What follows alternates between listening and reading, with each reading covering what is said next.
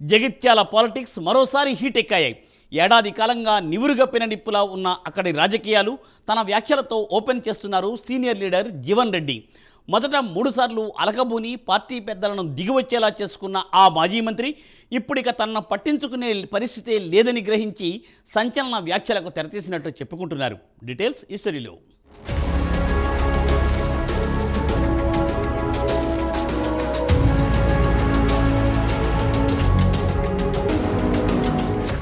జీవన్ రెడ్డిని వరుసగా 2 సార్లు ఓడించి డాక్టర్ సంజయ్ కుమార్ కారు దిగి కాంగ్రెస్ తీర్థం పుచ్చుకోవడంతో మొదలైన అసంతృప్తి ఇప్పుడు తారాస్థాయికి చేరినట్టే కనిపిస్తోంది. దీంతో కాంగ్రెస్ పెద్దలు ఎలాంటి స్టెప్ తీసుకుంటారన్న ఆసక్తి పెరుగుతోంది.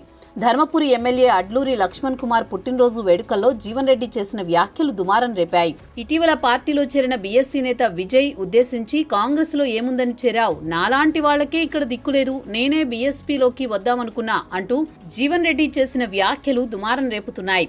అటు సొంత పార్టీ నేతలతో సఖ్యత లేకుండా ఇటు బహిరంగ వేదికల్లో పార్టీపై చేస్తున్న విమర్శలు కాంగ్రెస్ పెద్దలకు తలనొప్పిగా మారినట్టు తెలుస్తోంది.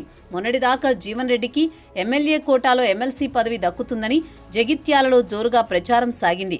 ఎమ్మెల్సీ కోటాలో మంత్రి పదవి ఖాయమని ఆయన అనుచరులు చెప్తూ వచ్చారు. కానీ పెద్ద ఆయనకు పదవీ దక్కలేదు.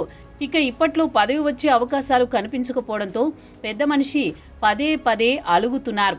అయినా పార్టీ ముఖ్యులు లైట్ తీసుకోవడంతో జీవన్ రెడ్డికి ఫ్రస్ట్రేషన్ పెరిగిపోతోందట.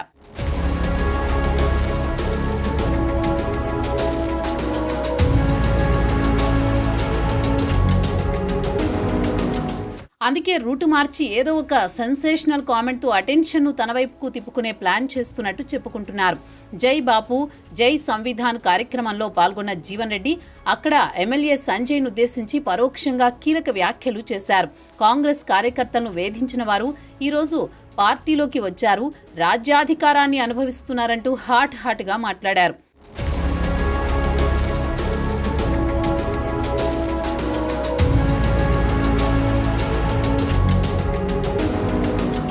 జీవన్ రెడ్డి వ్యాఖ్యలకు గట్టి కౌంటరే ఇచ్చారు ఎమ్మెల్యే సంజయ్ కుమార్. ఆయన టీడీపీలో ఉండి ఇందిరమ్మను విమర్శించారని, ఆ తర్వాత కాంగ్రెస్లో చేరారంటూ గతాన్ని తవ్వి చూపించారు.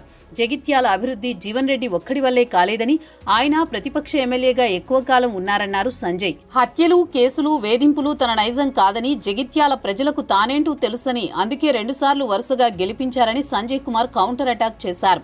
సుప్రీంకోర్టులో ఎమ్మెల్యేల అనర్హత కేసు విచారణ వేగవంతమైన క్రమంలో జీవన్ రెడ్డి దూకుడుగా మాట్లాడుతున్నారనే చర్చలు ఒకవైపు నడుస్తుండగా, జీవన్ రెడ్డిని గాంధీ భవన్ పట్టించుకోకపోవడంతోనే ఆ ప్రెస్టేషన్ అన్నది ఇంకొందరి అభిప్రాయం.